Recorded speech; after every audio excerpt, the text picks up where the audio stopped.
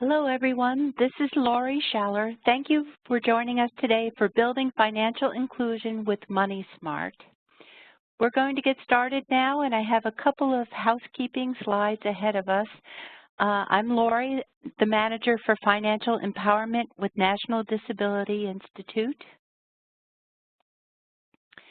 When listening to today's webinar, the audio for today's webinar is being broadcast through your computer. Please make sure your speakers are turned on or your headphones are plugged in. You can control the audio broadcast via the audio broadcast panel.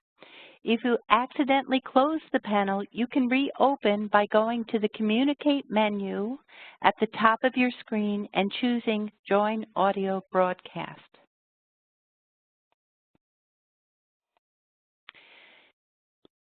If you do not have sound capabilities on your computer or prefer to listen by phone, please dial in 1-650-479-3207, and the meeting code is 669-789-149, and that information is posted in the chat box as well. Captioning. Today's presentation is real-time captioned during this webinar. The captions can be found in the Media Viewer panel, which appears in the lower right corner of the webinar platform. If you do not see the captions, you may need to open the Media Viewer panel by selecting the Media Viewer button in the upper right corner of the webinar platform. If you want to make the Media Viewer panel larger, you can minimize other panels like chat, question and answer, and/or participants to be able to see the captioning on your screen. You're welcome to submit questions during our presentation. You can use the Q&A or the chat box to send any questions you have during the webinar to Lori Schaller or NDI admin, and we will direct the questions accordingly during the question and answer portion, really at the end of our presentation today. If you are listening by phone and not logged into the webinar, you may also ask questions by emailing me, lschaller@ndi-inc.org. Please note this webinar is being recorded and the materials will be placed on the National Disability Institute website at www.realeconomicimpact.org. Technical assistance. If you experience any technical difficulties during the webinar, please use the chat box to send a message to the host NDI admin, or you may also email Maggie Redden at mredden@ndi-inc.org. So, National Disability Institute's mission envisions a world where people with disabilities have the same opportunities to achieve financial stability and independence as people who do not have disabilities. NDI's Real Economic Impact Network is an alliance of organizations and individuals dedicated to advancing the economic empowerment of people with disabilities. And at present, it consists of more than 4,500 members located throughout the United States. And this includes nonprofits, community tax coalitions, asset development organizations, financial education initiatives, corporations and private sector businesses, and federal, state, local governments and agencies, and individuals and families with disabilities. All partners join forces to embrace, promote, and pursue access to and inclusion of people with disabilities in the economic mainstream. To learn more about the REI network, please go to www.realeconomic-impact.org/REI-network.aspx. So today's objectives are to provide an overview of the updated FDIC Money Smart Guide to Presenting Money Smart for Adults. This will provide an overview of the Money Smart curriculum, including disability-specific materials and information on how to access the free materials. It will also highlight opportunities on how community partners can collaborate with the FDIC to build the awareness of financial inclusion for persons with disabilities. So I would like to invite everyone, as you listen to today's presentation and view the slides, to look for opportunities to integrate Money Smart within your service provision, whether it be meeting in a classroom, in a workshop setting, to direct individuals to the online materials, or meeting one-on-one with a person.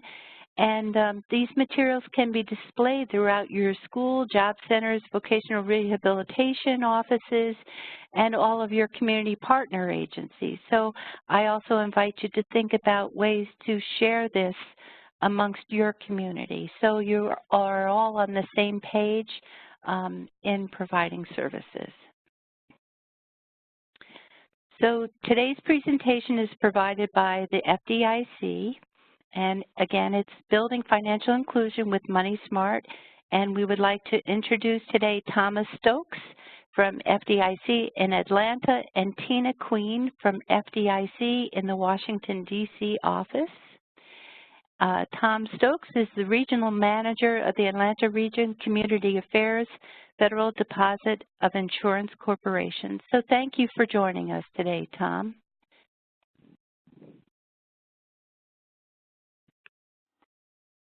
FDIC, the Federal Deposit Insurance Corporation, is an independent federal agency.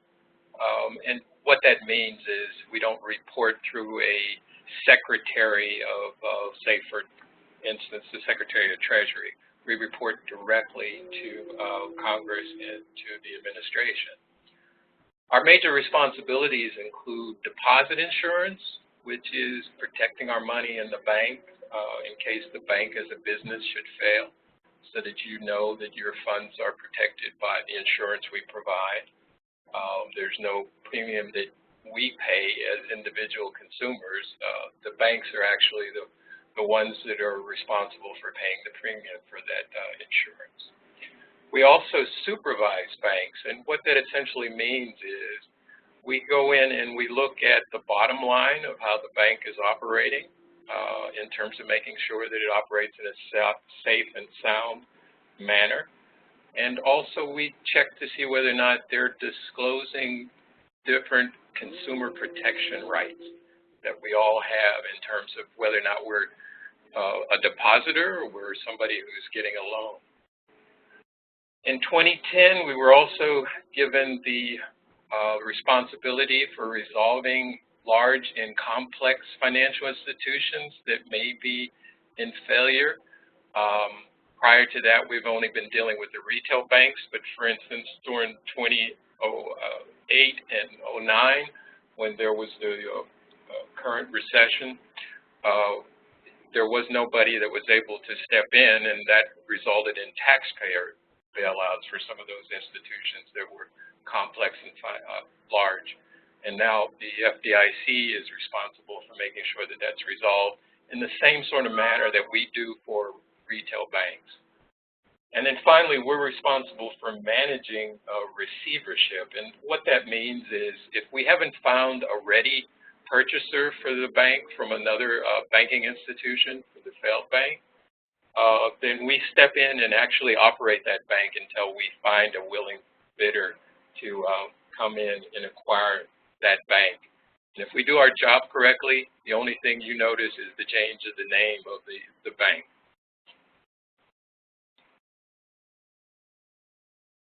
We are also responsible for providing biannually a survey of unbanked households. And so we look at different demographic factors when we go in and do that.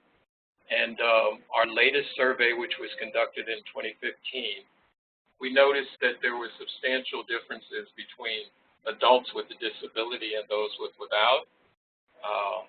For instance, 17.6% were unbanked, compared with only 6.5% for non-disabled. An unbanked household is considered as one who has not had a checking or savings account. In addition, we noticed that there were 28.1% unbanked as compared with 21.1% for non-disabled. An underbanked is where there's an account that has been opened by an individual, but they may not be taking advantages of other services and products within the banking system. They still may be using services from alternative financial providers. And then we also are understanding some of the factors that are involved in this. 29.2% believe that banks are not at all interested in serving households like theirs, compared to 14.2% for non-disabled. And if you'd like to see more information regarding the survey that we conduct and get into a little more of the data, we have a separate site called economicinclusion.gov where you can obtain that information. Some additional statistics include households headed by working adults with disabilities. 34.2% fell behind on bills, almost double the rate for non-disabled households. 39% saved for unexpected emergencies compared to 61% of the non-disabled households. And then 10.5% used non-bank credit compared to 3.9% overall. And then the demographic differences that we've noted, this visual does not capture all of it, but it includes many of the factors. We know that households that are likely to be unbanked are generally those who are Black, Hispanic, where maybe the language is non-English is the primary language that's spoken at home. Households where the individuals are foreign-born. Families where there are unmarried female or male family householders. And individuals that are earning less than $30,000. Individuals with lower educational levels. And individuals under the age of 45.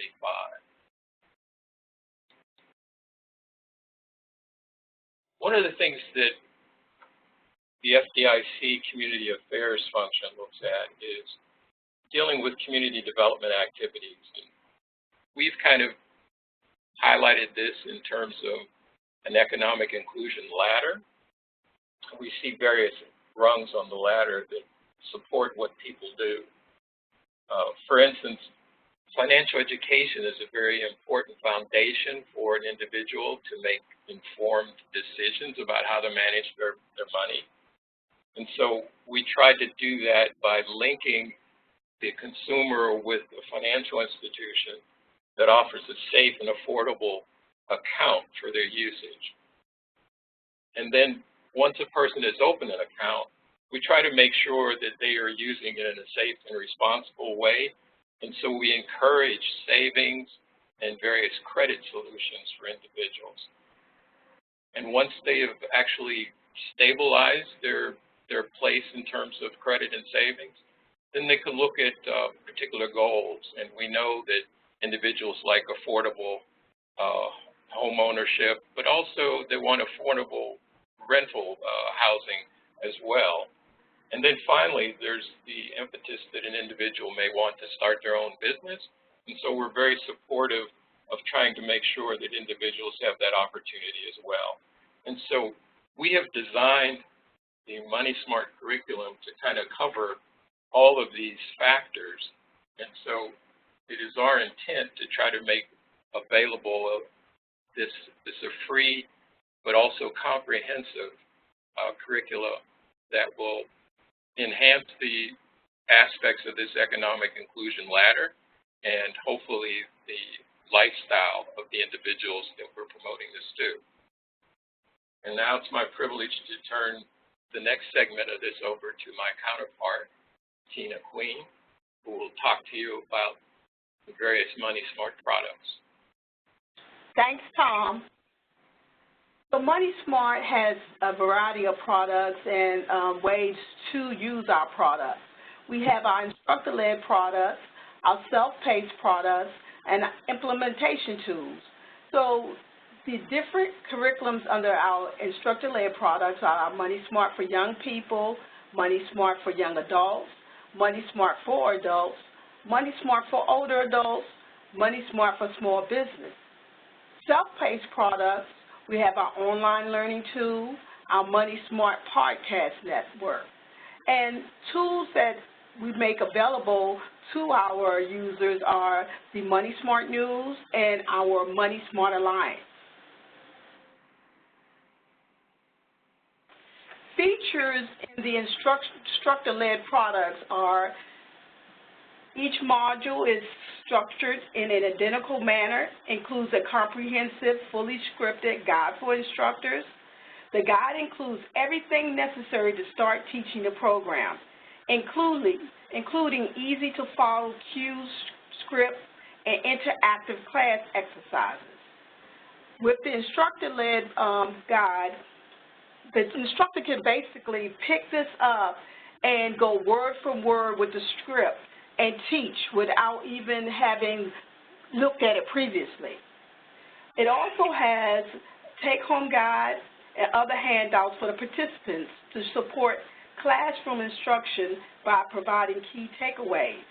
The take-home guide features resources the participants can use, such as sample budgets, loan and shopping worksheets.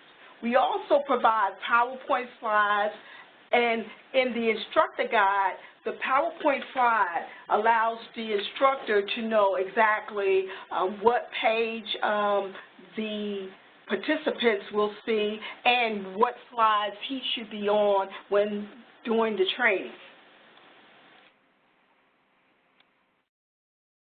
Currently, for our Money Smart for Adults curriculum, we have 11 modules.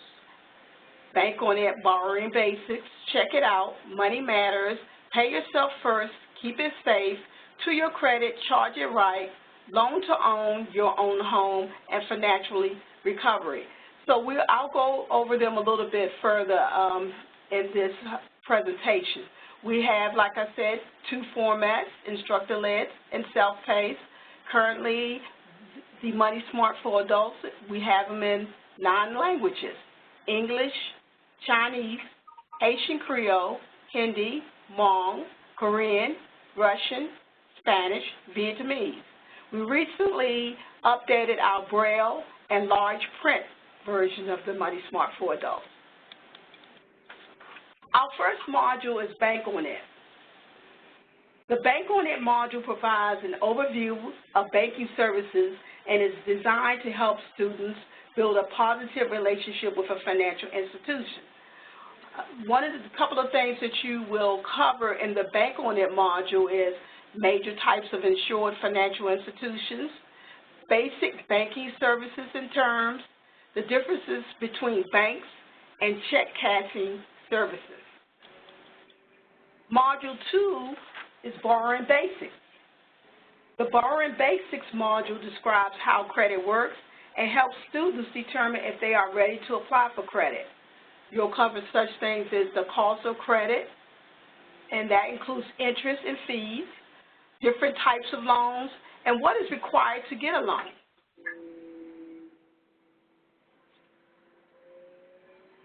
Module 3 is Check It Out. The Check It Out module shows students how to use a checking account responsibly. This module will cover types of checking accounts and fees, how to open and manage a checking account, and how to use an ATM and debit card. Module 4 is Money Matters. The Money Matters module shows students how to manage their money by preparing a personal spending plan and identifying ways to decrease spending and increase income. You'll cover in this module the concept of budgeting, the benefits of budgeting, and how to use a budgeting tool. Module 5 is Pay Yourself First. The Pay Yourself First module helps students identify ways they can save money and introduces savings options that they can use to save toward their goals. You'll cover importance of saving money, ways to save money, and how money can grow. Module 6, which is Keep It Safe.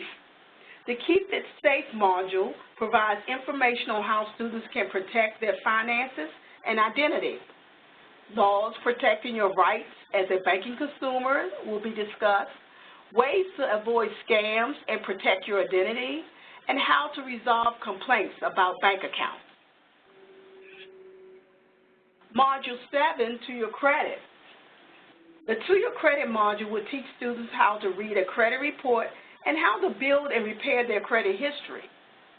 In this module, you'll cover what a credit report is and how it is used, how to order and read a credit report, and how to recognize credit repair scams. Module 8, Charge It Right. The Charge It Right module will teach students about credit cards and how to use them responsibly. You'll find out characteristics of a credit card, cost of using a credit card, and the potential issues with credit card use. We're at Module 9, and that is Loan to Own. The Loan to Own module provides general information on installment loans, including car loans and home equity loans. In this module, you'll cover the different types of consumer installment loans, the right consumer installment loan for your needs. Module 10, Your Own Home.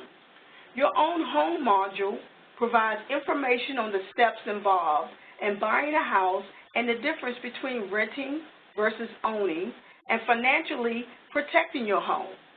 Things covered in this module are benefits and drawbacks of renting versus owning, how to determine readiness to buy a home, and the different mortgage loan programs available. Our last module is Financial Recovery. The Financial Recovery module describes steps participants can take to recover financially and rebuild their credit after experiencing a financial setback. We cover developing a financial recovery plan, ways to increase income and decrease and prioritize expenses, steps to successfully implement a financial recovery plan. And that's it for our 11 Money Smart for Adult modules. Good news is we are currently updating our Money Smart for Adults. This is scheduled to be released in September 2018. The entire instructor-led version of this curriculum will be replaced. The updated curriculum will be based on some things within our current module that you love. It'll still have the fully scripted instructor guide, the participant guides, and the PowerPoint slides. However, it will contain new scenarios, new activities, and new content. Some of the new content is information about ABLE accounts for people with disabilities and more robust information on mobile banking. We will also feature a brand new guide to presenting Money Smart for Adults. Prior to release, this information will be fully tested by both instructors and participants. Here are just some additional contents that you will find in the new curriculum. Other than the ABLE accounts and mobile banking, there will be information on money values and influences, rental agreements, and how debt works. And just a reminder, it is coming in 2018, September, mid-September, I would say. So if you want to be one of the first to hear more about the Money Smart release, consider joining our Money Smart Alliance. The address where you can go and find information out about the Money Smart Alliance is fdic.gov/MoneySmart, and then you will toggle down to where it says Join the Alliance.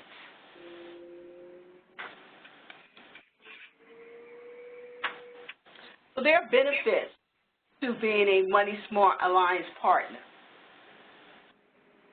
The FDIC recognizes organizations that significantly contribute to the delivery of Money Smart to consumers and small business through the Money Smart Alliance program. There's no cost to join the Alliance, and participation is voluntary. Membership in the Alliance is for a 3-year period with the option to electronically renew. Alliance members agree to use or promote the Money Smart curriculum. Most often, this is done by teaching Money Smart or training others to teach it. The FDIC provides trainer resources, and you can go to our website again to find more information about that. But also, as an Alliance member, you are able to provide feedback to the FDIC to help us improve the Money Smart program and ways to make it more successful. Another benefit is periodic conference calls. And in those conference calls, we include special guests, we host webinars, and also other communication that fosters learning and networking amongst other members. This is our Money Smart for young adults. This curriculum is pretty much the same, similar to the Money Smart for adults. We have 11 modules for the Money Smart for adults. The Money Smart for young adults has 8 modules. All the modules except for 3 of these modules are exactly the same names for the Money Smart adults. Setting financial goals, paying for college and cars, and a roof over your head are the modules specifically for the young adults. This is in 2 formats, instructor-led and self-paced. It only has an English version. This particular curriculum uses a lot of scenarios, and we have characters, Grace, Todd, Jasmine, and Ramon, that are usually in the various scenarios that's used. Our most recent is our Money Smart for Young People series. And this features 4 free curriculums that are designed to promote financial understanding in young people. Money Smart curriculums for this come available in grades pre-K to grade 2, second grade, grades 3 to 5, grades 6 to 8, and grades 9 to 12. In April 2015, the FDIC, in collaboration with the Consumer Financial Protection Bureau, launched the Money Smart for Young Adults series, Young People series. This new curriculum involves the teacher, the student, and the parent. We have the Educator's Guide, and it offers lesson plans that include hands-on activities to promote student participation in the learning process. You have grade level modifications, and they're identified throughout the activity. We also offer teacher presentation slides. These provide helpful visuals as well as challenge exercises and reflective prompts to support the activities in each lesson. Both the slides and educator guides are provided in a PDF and Word format. We have for students curriculums that includes worksheets and other resources that let students explore the topics covered in each lesson and apply their new knowledge. We have for the parent and caregivers information about topics and terms being covered in class, conversation starters, online and literary sources, along with activities to try at home and around town. These guides can be used on a standalone basis by parents whose kids are not necessarily going through Money Smart classes. And then some of the highlights of this series is that it's the alignments and standard charts. Those are included. Ideas for grade level and modifications. Suggestions for optional books or online games. Tools that can reinforce student understanding. And also ideas to integrate into existing academic subjects such as English, math, and social studies. One of our next curriculum is Money Smart for older adults. CFPB, Consumer Financial Protection Bureau, along with FDIC, developed this together. The module provides awareness among older adults and their caregivers on how to prevent elder financial exploitation and to encourage advanced planning and informed financial decision-making. This is a standalone module. There are 7 segments covering the following topics: common types of elder financial exploitation, scams targeting veterans, identity theft, medical identity theft, scams that target homeowners, planning for unexpected life events, and how to be financially prepared for disasters.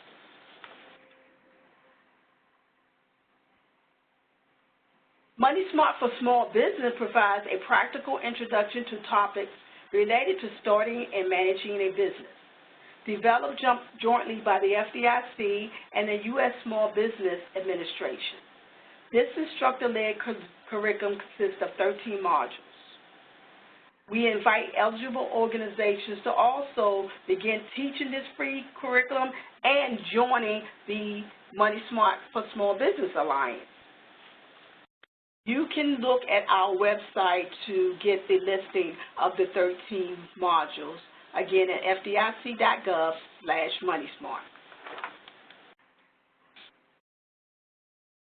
Talking about our self-paced resources, we have a computer-based instruction, which we often say CBI. It's an online game, it's fun, it's interactive. It's a standalone training, self-paced item. We have an adult and young adult track. At the end of each track and after several assessments, you can earn a certificate of completion. We also have our Money Smart podcast network, and it's grouped into 4 categories, and you can use it for portable or audio players or online. And we call this our Money Smart on the go. This is the game board, and as I stated earlier, it has 2 paths. It's the adult track and young adult track. This is an example of the Money Smart podcast network. The 4 categories that I mentioned that it's grouped in is basics of banking, checking accounts, savings, and spending plans, and borrowing basics. Money and borrowing basics. So in this format, you will hear different conversations or just people giving you information about these different categories. So as a recap, there are 3 ways to learn Money Smart. You can use our instructor-led curriculums for the youth, young adult, old adult, and small businesses. Again, it has comprehensive instructor guides, take-home participant guides, PowerPoint slides, and you can teach it in any order. You also can pull out information within the modules if you're limited with your time to make your own training. We have the CBI, which is our online game, and again, you can get certificates of completion with this. The Money Smart Podcast Network, our MP3, our on-the-go Money Smart.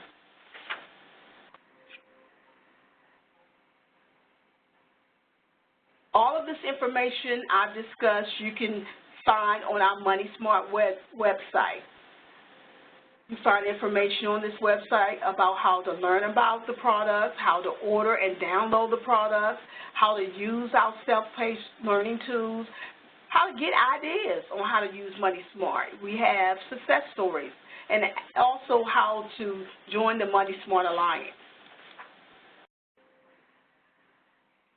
You can order Money Smart if you go to www.fdic.gov/moneysmart. You click on the products you want, For an email with the files or a DVD, you have to create an account within the FDIC catalog. You will need to validate your email address, check out and complete your order. Or if you wanted to immediately download, scroll to click to show downloadable files.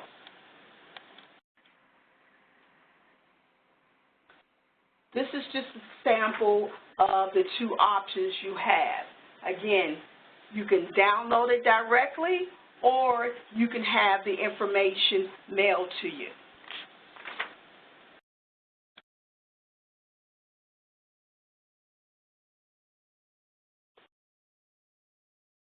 When WIOA was first enacted, the FDIC team looked at the requirements of the statute and went through the law to identify the requirements of the financial literacy element and map those requirements to the FDIC curricula.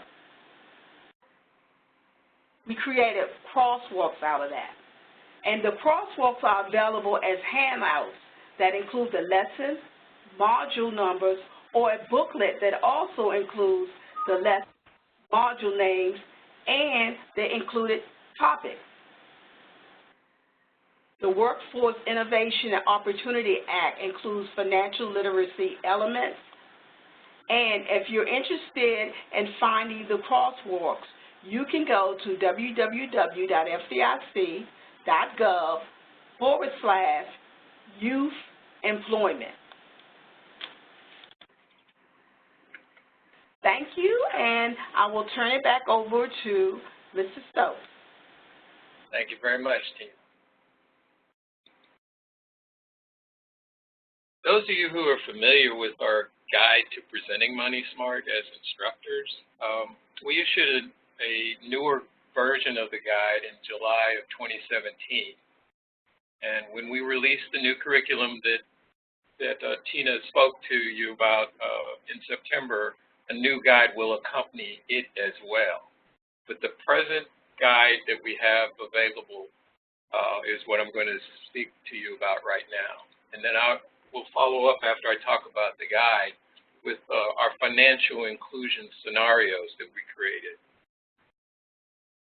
The refinement of the new guide was the result of working with many advocacy groups and are being responsive to your input. We continue to ask for comments, which can be easily transmitted to us at communityaffairs@fdic.gov. And this will continue to aid us in completing this new version that will be released in September. If you are familiar with the previous guide, the new guide includes more information about supporting participants with disabilities. It's written in active voice, it's in plain language, it uses new color patinas and fonts, and it's more engaging with its pictures. And if you are familiar with the previous guide, we had a separate section that went into discussions on how to present to audiences that included individuals with disabilities. But we decided to intersperse all of this throughout this guide, as well as having a separate emphasis area for those who are unfamiliar with providing classes where individuals with disabilities would be attending. Here are a couple of depictions from the guide as it illustrates encouragement of discussion. And in the picture, it shows a facilitator capturing participants' responses on chart paper. And then to emphasize different learning styles, there's a picture that displays various writing instruments, highlighters, note papers, etc. Here we have pictures that are supporting and not accommodating individuals with disabilities, with a person using a touch screen, another person signing to others, and another receiving tutorial assistance. This side-by-side shows some of the refinements that we have in the current guide as opposed to the previous one. We have additions, and there's sections that we have renamed. We've added new sections on disability diversity and also on helpful information regarding reasonable accommodations.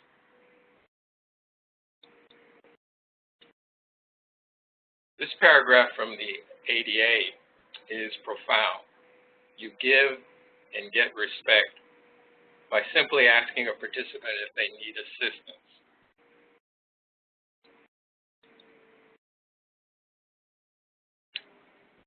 The FDIC is also wanting instructors to be aware that disabilities may be visible, but also may be invisible.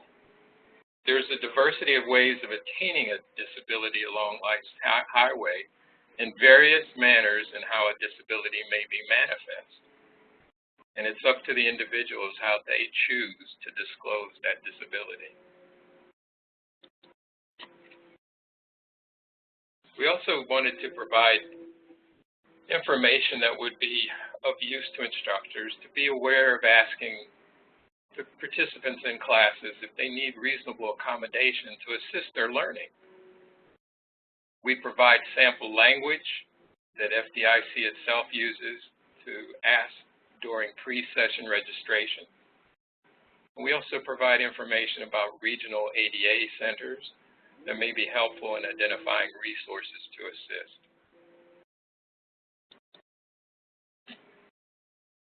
Now, in my most or best active voice, we include examples of what helps provide accessible learning environments, such as audio loops, American Sign Language, and being thoughtful about sufficient maneuvering space between tables.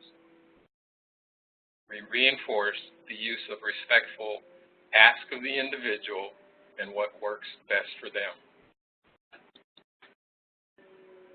And we've taken the language that's in the text of the guide and reworded some of it.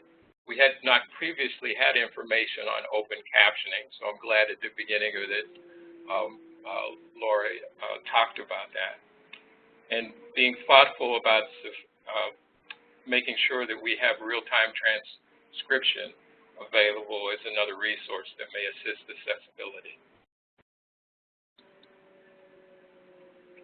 And then we continue to reinforce the acceptability of asking when in doubt directly to the individual as the highest form of respect. And this is our disability sensitivity top 10. So what appears at the top? You know, respect. Now I'm going to take a moment to go through a financial scenario for individuals with disabilities that we created especially to augment our Money Smart for Adults. This is the cover page of this supplement. We designed it to be used with the adult-led curriculum, but of course it could be led with young adults as well, but it's specifically targeted to this new guide that we've designed. The supplement includes 4 one-page scenarios. It features people with disabilities thinking about a financial decision. We worked with disability organizations across the country to make sure that the information we included was both accurate and respectful. Each scenario presents a different situation, and through a series of questions and possible answers, we introduce topics that may be of particular relevance to individuals with disabilities, but also of interest to people without. In the first scenario, we look at Ming. She has Down syndrome and lives in supportive housing. She has a part-time job. She also receives benefits from the Social Security Administration. She receives her salary by check. She cashes it at a grocery store where she works. She receives her benefits on a prepaid card. In the scenario, Ming was at a voluntary income tax assistance site, and a banker talked with her there. She had never had a bank account and is now thinking about opening a checking account. What appears on the screen right now is not the whole scenario, but it is a one-pager, as all of them are in the scenarios. Instructors can use the first scenario about Ming with the adult module 1, which focuses on bank on. And of course, it can be used with other modules as well.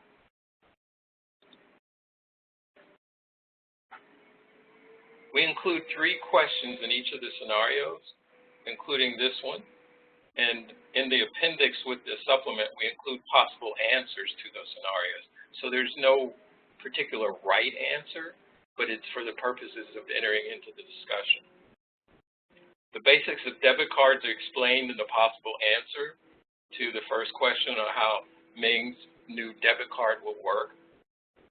We also get into record keeping and budgeting and using alerts and automatic payments in the answer to the second question about how Ming can avoid overdrawing. And the third question sets up a discussion about overdraft programs and what to consider when you're asked that ever popular question, do you want to opt in? And as with all scenarios, we also include a few questions that an instructor can use to spark additional discussions.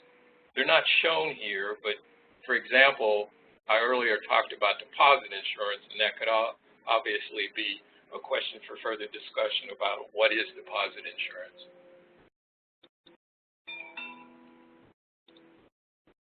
In scenario 2, we're looking at Terrence. Terrence was recently diagnosed with multiple sclerosis.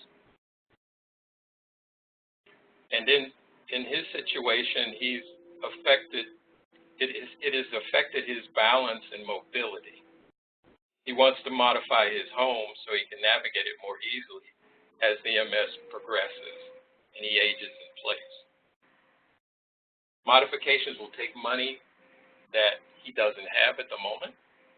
So the scenario sets up a discussion about loans and community resources.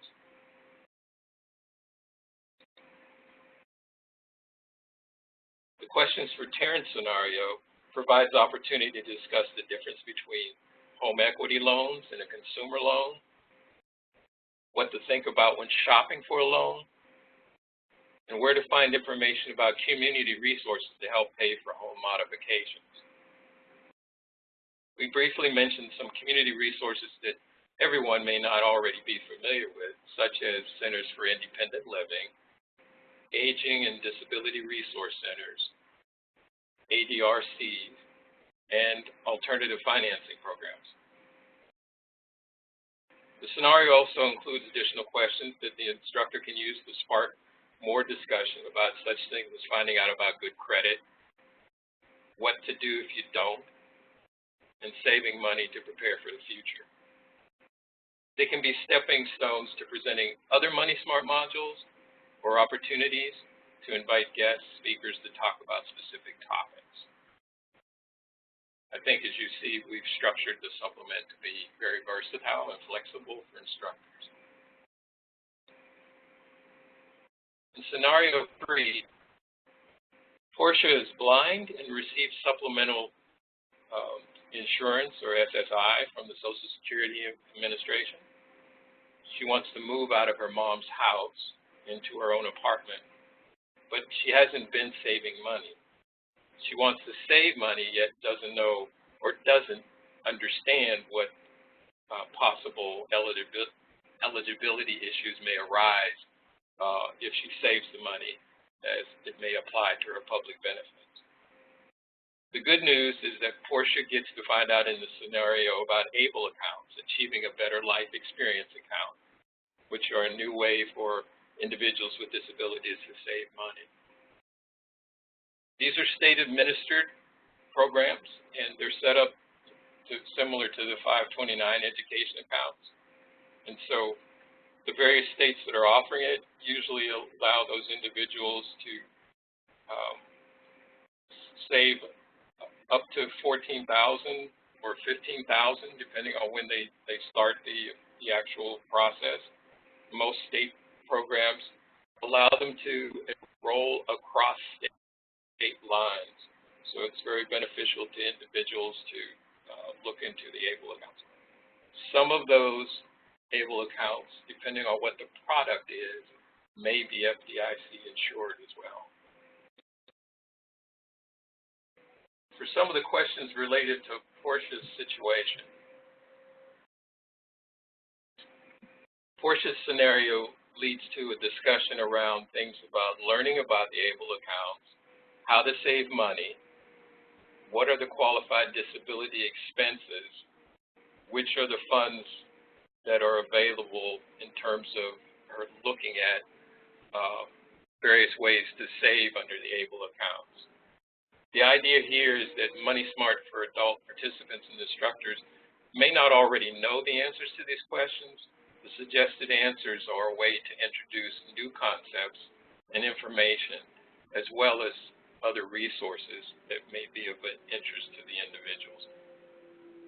We do link it to the ABLE Resource Center so that individuals can obtain the information that's available there.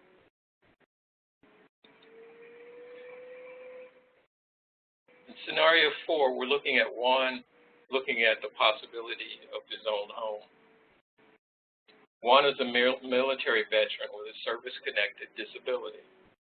He wants to buy a home, and he wishes that he had saved money for several years. We set up the scenario so instructors can talk about mortgages and home ownership in general. But it's also a little bit about VA loans and those that are guaranteed by the Department of Veteran Affairs. It's a good way to talk about home ownership in general, or it could be used after you've presented the module on home ownership as a way to see what the participants learned from the module. And these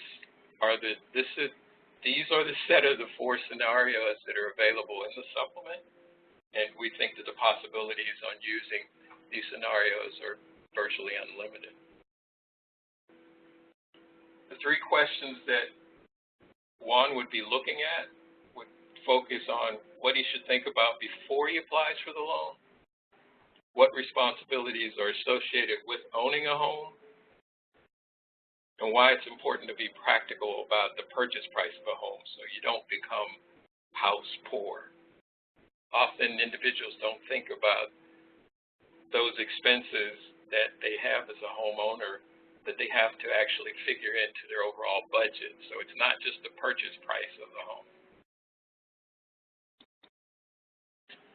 Those who are interested in obtaining this supplement, it's available now, and we've provided 2 of the links here. It's easy. You can go directly to FDIC Money Smart page and download a copy directly from the link that's shown here. It's available under the Money Smart for Adults webpage.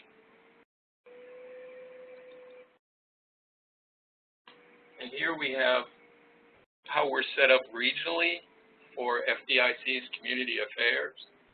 So this is one of the ways that individuals can reach out for additional information on how they might be engaged in some of our economic inclusion activities. So this is an opportunity for you to connect with individuals that work directly with community outreach from FDIC. And we also included the link that you can click on so that you can get direct information about community affairs in these regions. Also wanted to mention that we have worked in the past with various peer-to-peer models of financial education and counseling, including NDI's Financial Success Collaboratives. So we think those type of inclusive models, whether it's designed around a college or a university or even other resource partners, are ways that we can actually assist individuals. And so we're looking for opportunities to do that as well. We have a number of local workforce development projects that we're engaged with, often through United Way and Goodwill. So that may be another linkage point for advocacy groups to actually work with us on micro-business training and other financial education around that. So we think there's a variety of ways that we can help disability organizations to get engaged with the work that we do, including the opportunity from time to time we present listening sessions, which is an opportunity for our exam staff, those who go into the banks, to actually look at consumer protection issues, to actually hear directly from advocacy organizations on what the particular needs are So we think that there's another way that we can also be assistance and our technical assistance to various advocacy organizations. And with that, we can open it to questions and answers, but I also wanted to click to one other slide. Oh, can't advance it. Sorry about that. Okay, there we go. This gives you the link for the Money Smart, which is a variety of information, including the materials that were talked about earlier, the alliance that we talked about. All of it's available through that link. And again, if you have any direct comments and questions you want to send directly to FDIC, you can do so at communityaffairs@fdic.gov. And with that, I'll open it for questions. Thank you. Great. Thank you so much, Tom and Tina. I wanted to ask, you know, you shared with us that this information is being shared at workforce development offices and many of the United Way projects and through Goodwill, and there's opportunities for advocacy groups too to utilize these financial education materials. Can you share with us some of the outcomes that you're hearing, whether it be the individual, the impact at the street level for that client who is participating in the education information sessions, as well as the community as a whole? Well, one of the things that I can think about is that a lot of times we hear from folks, much like we heard in that survey information, that a lot of individuals think that banks aren't welcoming to them. And so part of our going out and working with the various advocacy organizations is we're able to impart information that, in fact, if the banks are aware of the needs of this community, that they are very open and receptive to them. So that's at least one part of the community that's affected. The other is, and I've shared this story on other presentations, that we had a group of bankers come to a round table, and this one particular banker went back to his institution and went through the lobby. And while they were ADA compliant in terms of the structure and the access to the building itself, one of the things that they hadn't taken into consideration was line of sight for individuals who may be using whatever assistive technology, including wheelchairs, to gain entrance. And he suddenly realized that they couldn't see certain things. They weren't at the teller level in terms of eye contact, and those things were things that they needed to adjust. So I think there's various ways that getting this word out and talking not only to the individual consumers, to the advocacy organizations, but also to the banking community to make sure that they're aware of how they should be sensitive to the needs of that particular customer. So I think all of it, you know, at the end of the day, benefits everyone. It's a win-win all the way around. And I know that wherever we've gone out, it's actually sparked additional information, additional interest, and we often are receiving follow-up calls from groups who actually want to delve into more partnerships with their local banker. Wow, that's great. We received another question. Tina, I'll direct this to you. Which curriculum would be most appropriate for young adults with developmental disabilities that includes intellectual disability? Hi, I would probably say the Money Smart for young people. Okay. When I work with the Money Smart curriculum, I was able to sort of tailor modules to meet the specific individual or that audience's needs. Are you finding that the instructors are doing that, the facilitators? are doing just that? Yes, absolutely. And also part of the curriculum, we give ways and examples of how, if you needed it for a shorter time, or if you needed it for say it was an exercise that most of the exercise start off for middle schoolers, but we give you ways that you can take it down so you can teach it to elementary school students as well as high school students. So we give you ways to do that. Oh, that's great. Okay. Okay, we have another question. What about programs that assist you in purchasing, leasing a vehicle for employment and personal use purposes? Assisting the disabled consumer to make the right and safe decision. My experience has been that there have been some groups that actually provide vehicles for employment purposes, and they actually provide some training about vehicle maintenance as well, so that individuals can keep the vehicle once they've acquired it. I honestly have not paired that with somebody who actually is looking at assistive technology issues directly with the use of the vehicle. So I really can't address that part as much as I can the general knowledge of how to purchase and lease a vehicle for employment. So there are programs that are out there, and generally they're open to all.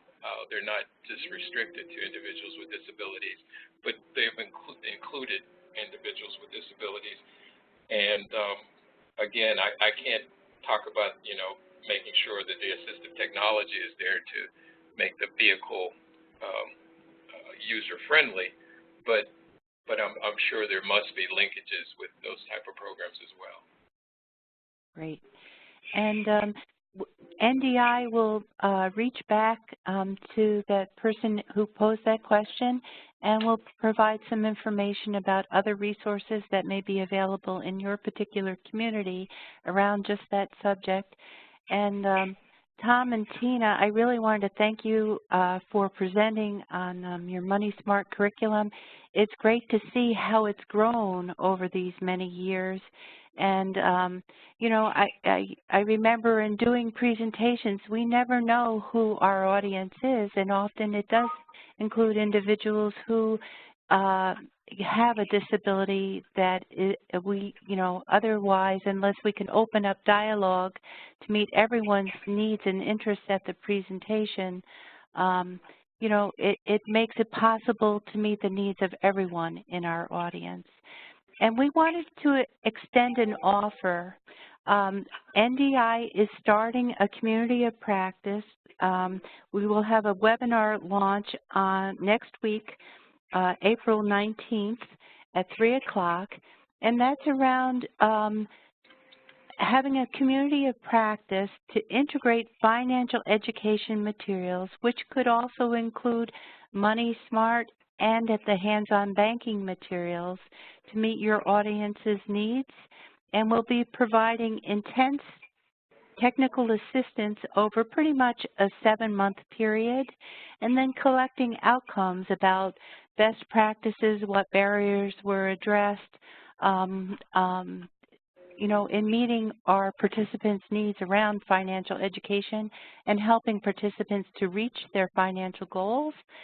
So anyone who's interested in participating is welcome to register at https://bit.ly/bit/2GDFWSM, and we'll post that information. And this session is recorded, and the slides will be available at the REI Network site at National Disability Institute. And I thank everyone for participating today. Look forward to working with you soon in the near future. Okay, bye-bye now. Thank you, Tom and Tina. You're welcome.